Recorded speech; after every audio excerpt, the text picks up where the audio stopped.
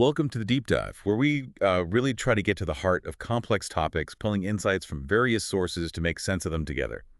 Today, we're tackling something both incredibly beautiful and, frankly, pretty urgent: conservation biology and global change.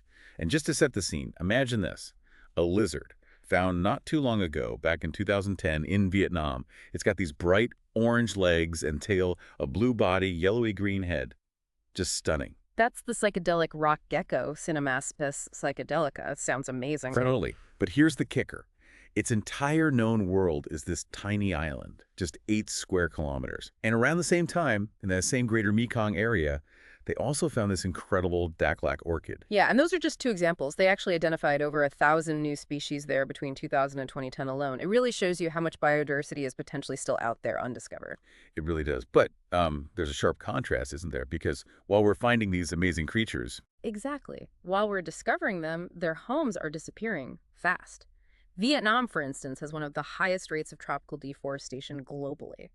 so you immediately think, okay, what happens to this gecko, this orchid, all these species, if things keep going the way they are? It feels like this race, discovery versus destruction. That tension is really central to our deep dive today. Our goal is to unpack the science. How are human actions changing Earth's ecosystems, its biodiversity, and what can we actually do about it? Right. We need to look at the conservation strategies, how we might move towards something more sustainable. And it's not just biology, is it? Not at all. It ties right into social sciences, economics, even how we as humans connect with nature. It's all interconnected. Okay, let's start with the core problem, the biodiversity crisis. Now, when people hear biodiversity, they often just think, oh, the number of species. But you're saying it's more layered than that. That's right. It's crucial to understand the different levels. First up, there's genetic diversity. This is all the variation within a single species, both within one population and between different populations. Okay, so like different versions of genes within, say, all the tigers in one area, or Right. between tigers in India versus Siberia. Exactly. And this genetic variation is absolutely vital. It's the raw material for adaptation, allows species to cope with new diseases, climate shifts, whatever comes along. If you lose a whole population, you lose its unique genetic toolkit forever. So it's about resilience. Got it. What's the second level? That's species diversity, the one people are most familiar with, just the sheer variety of species in an ecosystem or, globally. This is where we talk about endangered species, those in immediate danger of extinction, and threatened species, which are likely to become endangered soon. And the stats there are pretty sobering, aren't they? They really are. According to the IUCN, something like 13% of all bird species and 22% of mammals are currently threatened. And extinction rates, well, they're estimated to be 100 to 1,000 times higher than the natural background rate. It's a massive acceleration. Wow. Okay, and the third level. That's ecosystem diversity. This is the variety of entire ecosystems, forests, coral reefs, wetlands, deserts, you name it. And the key thing here is how interconnected they are. Losing even one species can have ripple effects. Can you give an example of that? Sure. Think about flying foxes, fruit bats in the Pacific Islands. They're critical pollinators and seed dispersers for many native trees, but when their numbers drop, maybe due to hunting, it directly threatens the trees that depend on them. In places like Samoa, the decline of these bats puts about 4/5 of the native tree species at risk. That really drives home the interconnectedness. So it's clear biodiversity is complex and shrinking. But why should we as humans really care deeply about this loss? I mean, beyond just feeling bad about it. Well, there's several layers to that, too. There's the idea of biophilia, this concept that humans have an innate, maybe even genetic, connection to nature, a need for it. We find peace in natural settings, That right? makes sense. And then there are strong moral and philosophical arguments. Do other species have an inherent right to exist? What responsibility do we have to future generations? The whole idea that we've borrowed the planet from our children. Right, the ethical dimension. But there are very practical, self-interested reasons, too. Absolutely. Huge practical benefits. Think about medicines. Aspirin originally came from willow bark. Hmm? Many antibiotics came from soil fungi. The rosy periwinkle, a plant from Madagascar, gave us treatments for Hodgkin's lymphoma and childhood leukemia. So losing biodiversity means potentially losing future cures we haven't even found yet. Precisely. And it's not just medicine. Think food and fiber. Wild relatives of our crops often hold genes for disease resistance or drought tolerance. There was an Indian rice species, or Rhizonovara, that provided crucial resistance to a major disease-threatening commercial rice. But that wild population, it's extinct now. That genetic resource is gone forever. That's a permanent loss. And you mentioned biotechnology. Yeah, unique genes and proteins from organisms adapted to extreme environments can be incredibly useful.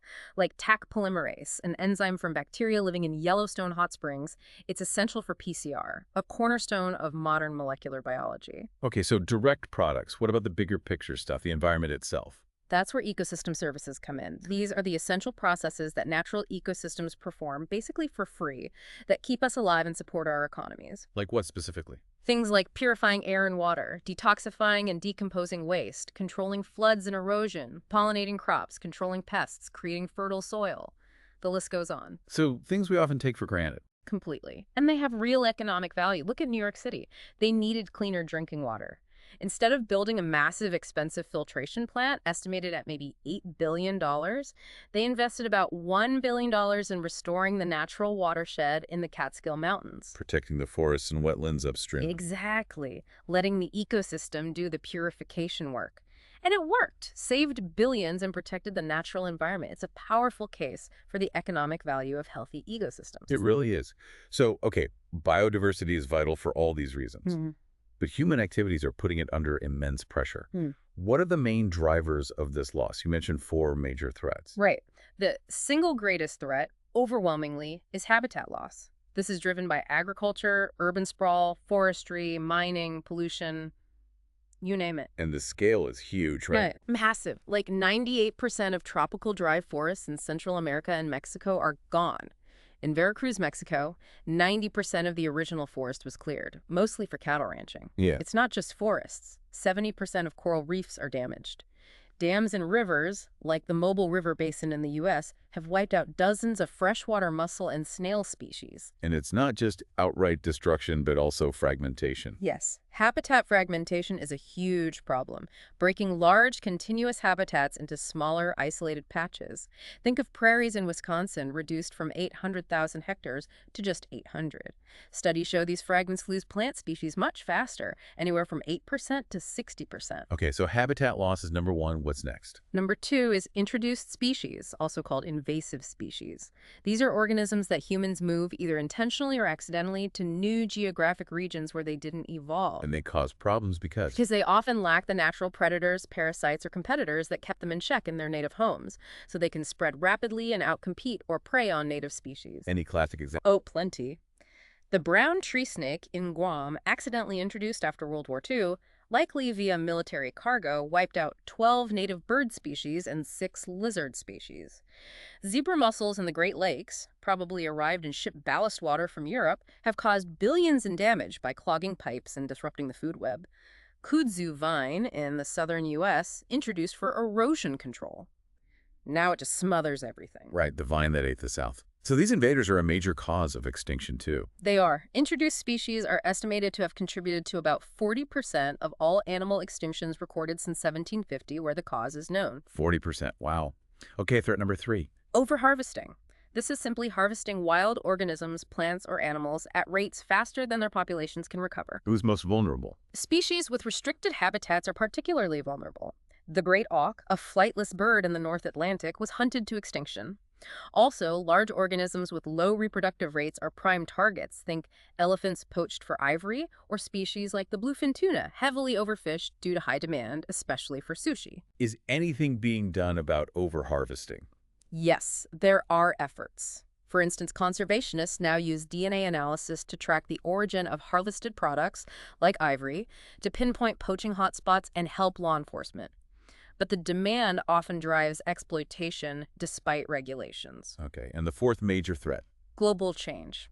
This is a broad category that includes large-scale alterations in climate, atmospheric chemistry, and entire ecological systems. So things that affect the whole planet or large regions. Exactly. One early example that got a lot of attention was acid precipitation, acid rain, snow, or fog. That was from burning fossil fuels, right? Primarily, yes. Sulfur oxides and nitrogen oxides released from burning fossil fuels and wood react with water in the atmosphere to form sulfuric and nitric acid. This falls back to Earth, lowering the pH of rain and snow, sometimes below 5.2. And the impact. It harms forests and especially aquatic ecosystems. Lakes can become so acidic that fish, like lake trout, simply can't survive. This was a huge issue in Scandinavia and eastern North America. Data from places like the Hubbard Brook Experimental Forest clearly showed lake pH dropping, becoming more acidic from the 60s into the 80s. Has that gotten any better? It has somewhat in areas where emissions were reduced thanks to regulations like the Clean Air Act.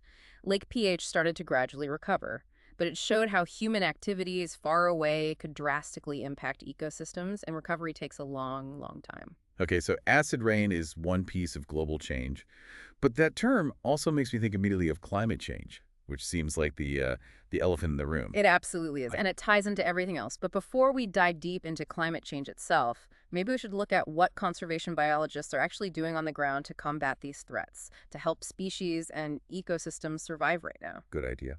So what are the main conservation strategies? How do biologists approach trying to save populations that are already in trouble? Well, there are generally two main approaches when focusing on populations. The first is the small population approach. This focuses specifically on populations that are already small and therefore vulnerable to drifting towards extinction. And this is where that scary idea of the extinction vortex comes in. Exactly. It's a concept worth understanding. Imagine a small population. Because it's small, it starts losing genetic variation, maybe through random chance, what we call genetic drift, or through inbreeding, mating between close relatives. Okay, less genetic variety. Why is that bad? Because it reduces what we call individual fitness, their ability to survive and reproduce. They might be less fertile, more susceptible to diseases. This lower fitness leads to higher death rates and lower birth rates, making the population even smaller. Which leads to even more loss of genetic variation. Precisely. It's a downward spiral of vortex that gets harder and harder to escape, eventually leading to extinction. Is it possible to pull a species out of that vortex? Sometimes, yes. A great case study is the greater prairie chicken in Illinois. By the early 1990s, their population there had crashed to fewer than 50 birds. Researchers found they had really low genetic variation and less than 50% of their eggs were hatching. So classic signs of the vortex, what did they do? They brought in birds from larger, healthier populations in other states, about 271 birds over several years. It was like a genetic rescue mission. They introduced new genetic variation into the Illinois population. And did it work? It did. The hatching success rate shot back up to over 90%, and the population started to rebound. It really highlights how critical maintaining genetic diversity is for small populations. That's amazing. So how small is too small? How do biologists figure out the minimum size a population needs to survive long term?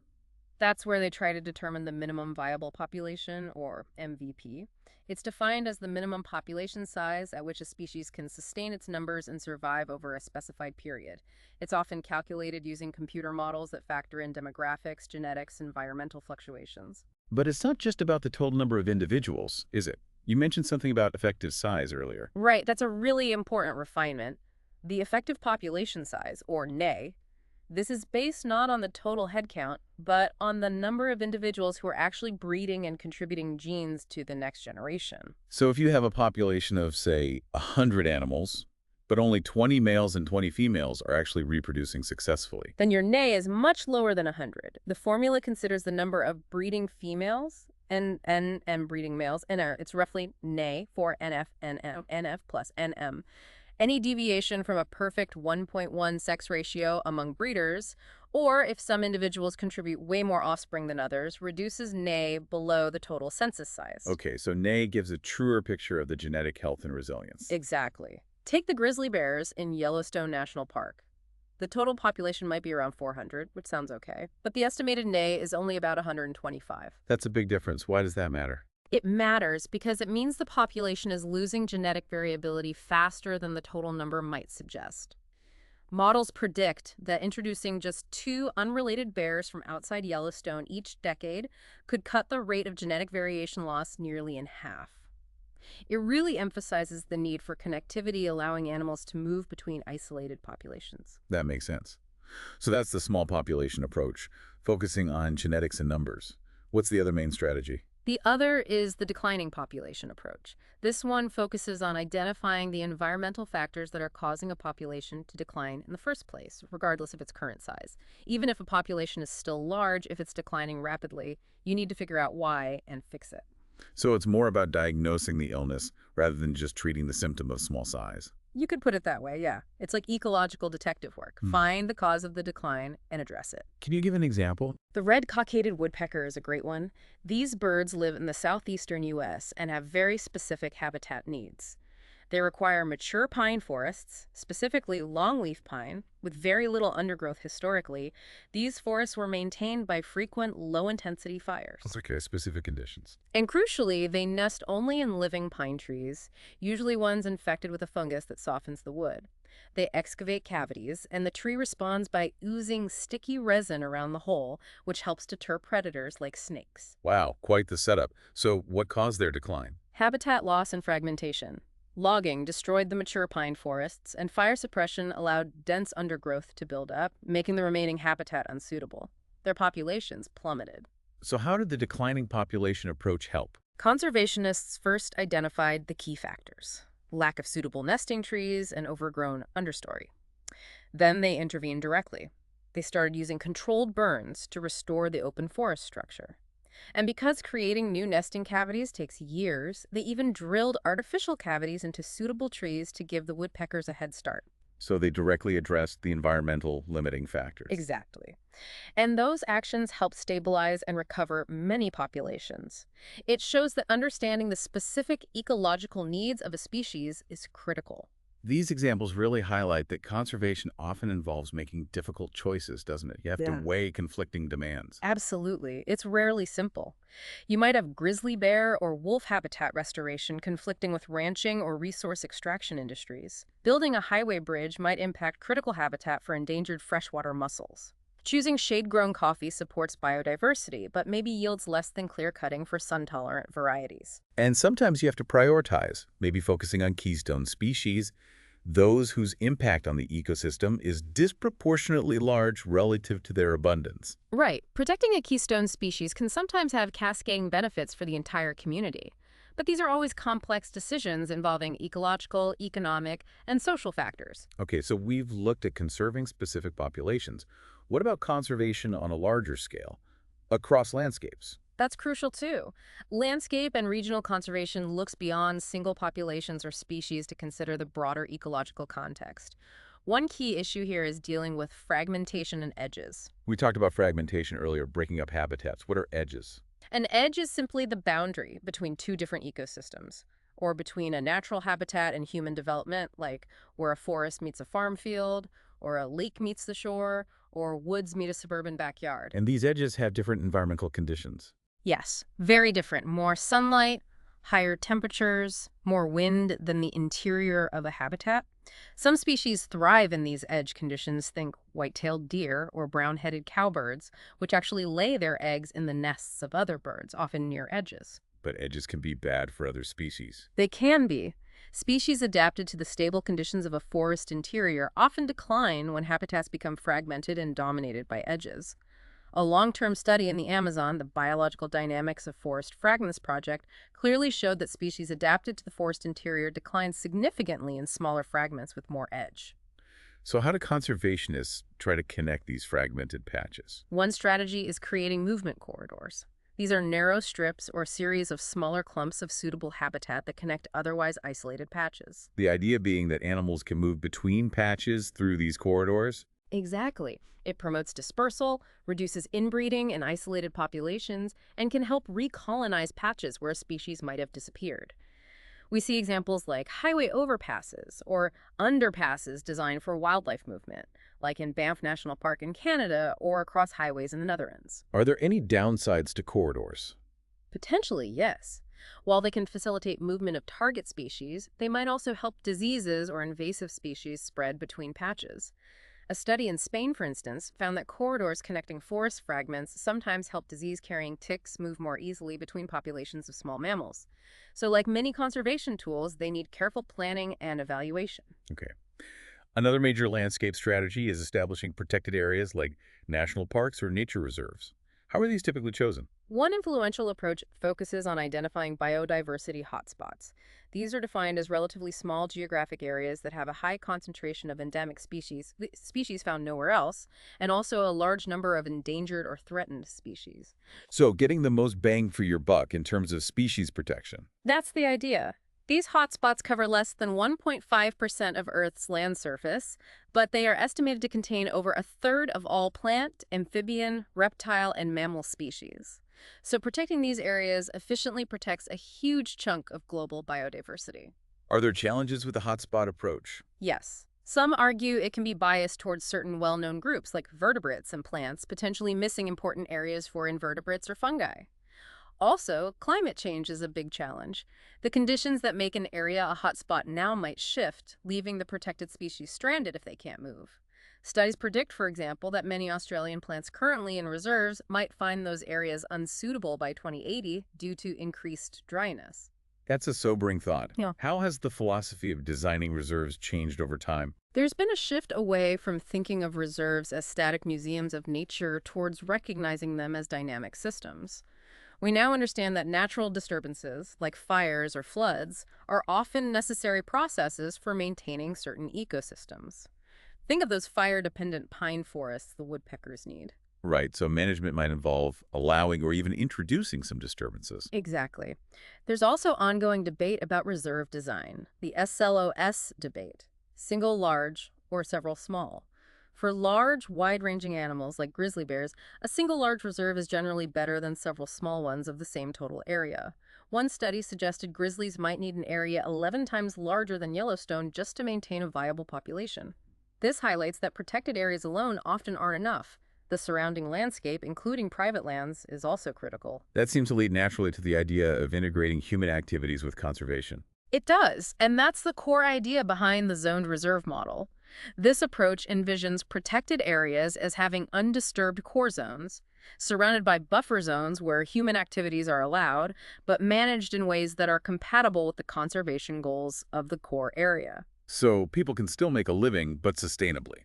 That's the goal. The buffer zones might support sustainable agriculture, forestry, tourism, or resource extraction that doesn't damage the core protected area. The key is making human activities part of the conservation solution, not just the problem. Is this working anywhere? Costa Rica is often held up as a prime example. They've really pioneered this approach. Through things like debt for nature swaps and establishing large conservation areas, they've integrated protected lands with the surrounding human landscape. And the result? It's been remarkable. These zoned reserves support sustainable tourism and agriculture, providing economic benefits to local communities. And importantly, this conservation focus has coincided with major improvements in human welfare in Costa Rica. Infant mortality rates dropped, life expectancy increased, literacy rates went up. It shows that conservation and human development can be mutually supportive. That's incredibly hopeful. Does this zoned idea apply to oceans too? Yes, marine reserves are also using this concept, though they're generally less common and often face more challenges with enforcement. But where they are established, like traditional closed fishing areas in Fiji or the Florida Keys National Marine Sanctuary, they've shown great success. Banning fishing in core zones leads to rapid recovery of fish and lobster populations, which can then spill over into surrounding fishing areas and also boost the local economy through things like dive tourism. It really sounds like integrating human needs and conservation is key.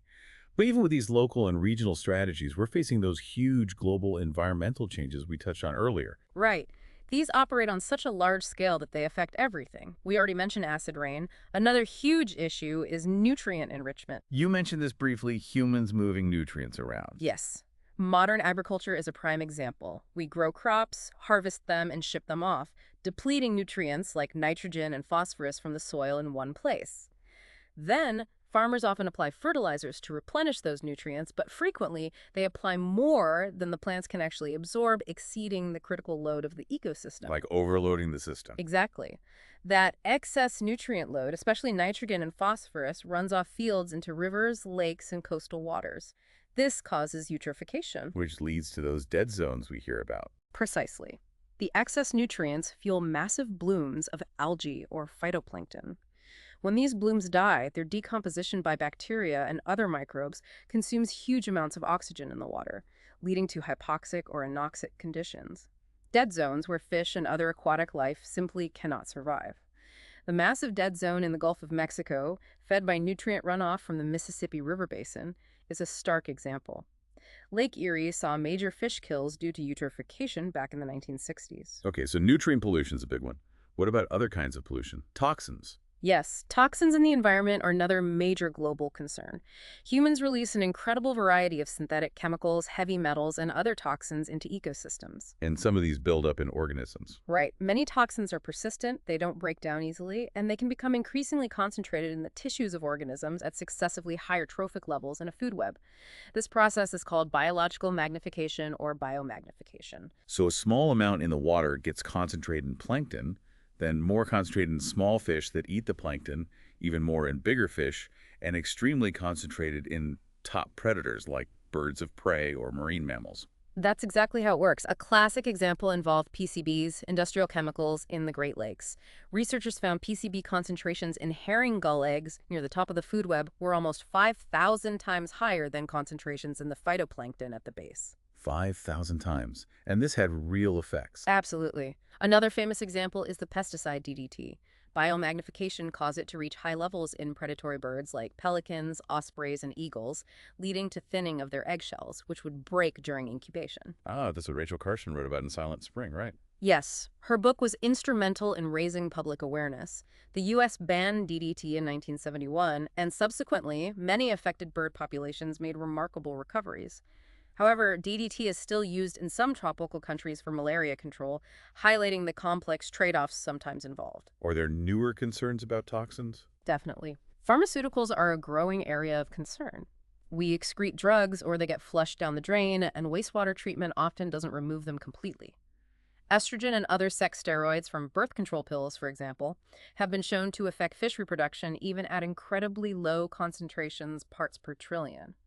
An experimental lake study in Ontario saw the fathead minnow population nearly collapse due to feminization caused by adding estrogen. Parts per trillion. That's astonishingly potent. It is. And things like mercury are also a persistent problem. Industrial processes like burning coal release mercury. Bacteria in aquatic systems can convert this into methylmercury, a highly toxic form that readily enters food webs and biomagnifies, posing risks to fish-eating wildlife and humans. Okay. Nutrient enrichment toxins. Yeah. And now, the really big one. Greenhouse gases and climate change. Yes, this is arguably the most profound global change underway. The fundamental issue is the dramatic increase in atmospheric concentrations of greenhouse gases, especially carbon dioxide, CO2, primarily from burning fossil fuels and deforestation. How much have CO2 levels actually increased? Pre-industrial levels, before about 1850, were around 274 parts per million, ppm. By 1958, when continuous measurements began at Mauna Loa in Hawaii, it was 316 ppm. Today, it's consistently over 400 ppm, sometimes reaching peaks over 420 ppm. That's roughly a 45% increase since pre-industrial times, happening incredibly rapidly in geological terms. And this CO2 traps heat, right? The greenhouse effect. Exactly. Gases like CO2, methane, CH4, and water vapor, H2O, in the atmosphere are transparent to incoming sunlight, but they absorb infrared radiation heat that's radiated back from Earth's surface. This natural greenhouse effect keeps the planet warm enough for life. Without it, Earth's average temperature would be about negative 18 degrees C, or 0 degrees Fahrenheit. But we're adding more greenhouse gases. Which traps more heat, leading to global warming. The planet has warmed by about 0.9 degrees C, 1.6 degrees Fahrenheit since 1900, and the rate of warming is accelerating. 17 of the 18 warmest years on record have occurred since 2001. Projections suggest Earth could warm by an additional 3 degrees C, 5.4 degrees Fahrenheit or more by the end of the century if emissions continue unabated. And it's not just about temperature, right? It affects weather patterns. Absolutely. We're seeing changes in wind and precipitation patterns, increases in the frequency and intensity of extreme weather events like heat waves, droughts, heavy rainfall, and more powerful storms. What are the biological effects of this rapid climate change? They are pervasive and profound. One major impact is on species ranges. As climates shift, the suitable habitat for many species moves, typically towards the poles or up in elevation. But many organisms, especially plants and less mobile animals, simply can't move fast enough to keep up. Like that American beech tree example. Right. Models predict its suitable range might shift northward by 7 to 9 kilometers per year under some warming scenarios. but pollen data shows its historical rate of spread after the last ice age was only about zero point 0.2 kilometers per year. That's a huge mismatch. We are seeing some species shift, like butterflies moving north in Europe and North America, or even marine diatoms from the Pacific colonizing the Atlantic as Arctic sea ice retreats. But many others may not be able to adapt or move quickly enough. What about impacts on entire ecosystems? Those are happening too. The Arctic, for example, seems to be shifting from a net sink of CO2 to potentially becoming a source as permafrost thaws and releases stored carbon. In western North America, coniferous forests are experiencing widespread tree mortality. Why is that happening? It's a combination of factors linked to warming. Higher temperatures increase stress, prolonged droughts weaken trees, warmer winters allow mountain pine beetles to survive and reproduce more effectively, leading to massive outbreaks that kill vast areas of forest. And these dead, dry forests are then more susceptible to larger, more intense wildfires. We're seeing fires burn roughly twice the area they typically did just a few decades ago. It sounds like these effects can cascade through the ecosystem. They absolutely do. The impacts are complex, interconnected, and often hard to predict precisely, but the overall trend is towards major disruption of ecosystems worldwide. So, what are the solutions? How do we tackle climate change? Ultimately, it requires significantly reducing greenhouse gas emissions. This means transitioning away from fossil fuels towards renewable energy sources like solar and wind, improving energy efficiency across the board, and also addressing land use change. Land use, like deforestation. Yes, deforestation currently accounts for something like 10% of global greenhouse gas emissions. Protecting existing forests and restoring degraded ones is a crucial part of the solution. There are initiatives exploring ways to pay countries, especially tropical nations, to reduce deforestation rates, which could potentially have forest loss within a decade or two, a win for climate and for biodiversity. International agreements like the Paris Climate Accord aim to coordinate global efforts, though political commitment varies. This all ties back inevitably to the human population itself, doesn't it? It does. The sheer scale of human impact is directly linked to our numbers and our consumption patterns. The human population experienced explosive growth, especially over the last few centuries. We went from about 500 million people in 1650 to over 7.4 billion today. The time it took for the population to double shrank Well, dramatically. the growth rate is slowing down now. Yes, globally, the growth rate peaked around 1962 at 2.2% per year. By 2016, it was down to 1.1%, and projections suggest it might fall to around 0.5% by 2050. This slowing is due to various factors, including diseases like AIDS in some regions, and voluntary population control measures things like increased access to education and family planning, delayed reproduction in many industrialized nations. China's former one-child policy also had a significant impact. Even with a slowing rate, the total number is projected to keep increasing for a while. Yes. Projections for 2050 range from about 8.1 billion to 10.6 billion people. This inevitably raises the question of Earth's global carrying capacity for humans. Do you even estimate that? It's incredibly difficult and contentious. Estimates have ranged wildly, from less than a billion to over a trillion, depending heavily on assumptions about future technology, resource use, and quality of life. A sort of average estimate might be around 10-15 billion, but it depends crucially on resource availability, food, water, fuel, building materials. Which brings us to how much each person consumes. The ecological footprint. Right. The ecological footprint concept tries to quantify our impact.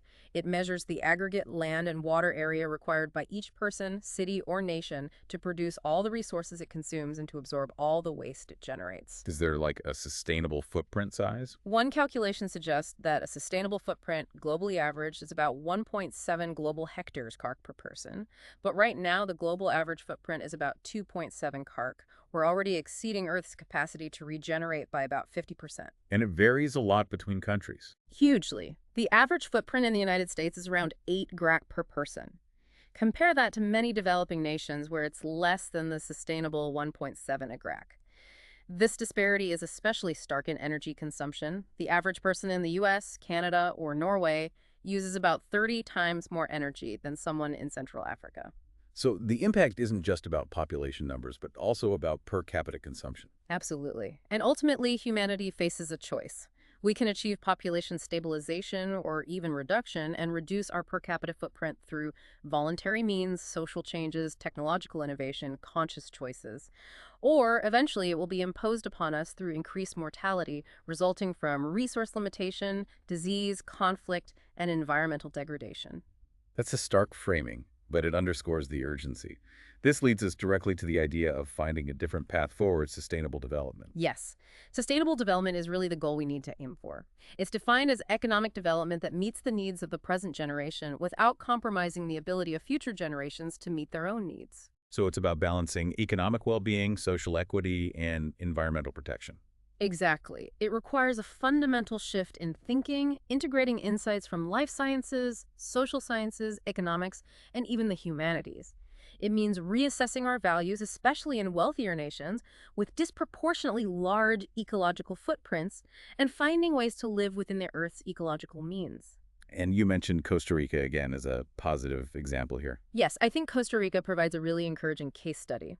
As we discussed, their commitment to conservation, establishing national parks and zoned reserves, developing ecotourism, this hasn't hindered their development. In fact, over the same period they prioritized conservation, they saw significant improvements in human welfare indicators like infant mortality, life expectancy, and literacy. So it demonstrates that environmental protection and human progress aren't necessarily opposing forces. Precisely. They can be synergistic. It requires thoughtful planning, political will, community involvement, and often innovative economic mechanisms like ecotourism or payments for ecosystem services. At the heart of all this, you mentioned biophilia earlier, our innate connection to nature. Do you think that's key to motivating change? I think it's incredibly important. That sense of connection, of wonder, of belonging to the natural world, you see it expressed throughout human history, from ancient cave paintings to modern wildlife photography and backyard bird feeding. Biology, in a way, is the scientific expression of that deep-seated desire to understand nature. And understanding leads to appreciation, which leads to protection. That's the core message, I believe. We are most likely to protect what we appreciate, and we are most likely to appreciate what we understand. By learning about the intricate workings of the biosphere, the incredible diversity of life, and our own profound impact on it, we become more aware of our place and our responsibility. It gives us the knowledge and hopefully the motivation to act. Exactly. Knowledge empowers us to make better choices, both individually and collectively, to steer towards a more sustainable future where both humanity and the rest of life can thrive. So as we wrap up this deep dive into conservation biology and global change, it really brings into focus the immense challenges, but also the potential pathways forward. We've covered the levels of biodiversity, the major threats from habitat loss to global change, the conservation strategies from population genetics to landscape design, and the overarching need for sustainable development linked to managing our human footprint. It leaves us with a lot to think about. As you, our listener, reflect on this incredible web of life and our role within it, maybe consider this. What's one small, everyday decision you could make, starting today, that might contribute, even in a small way, to a more sustainable world? Recognizing that those individual choices, multiplied, really do ripple outwards. This has been a really comprehensive look at conservation biology and global change.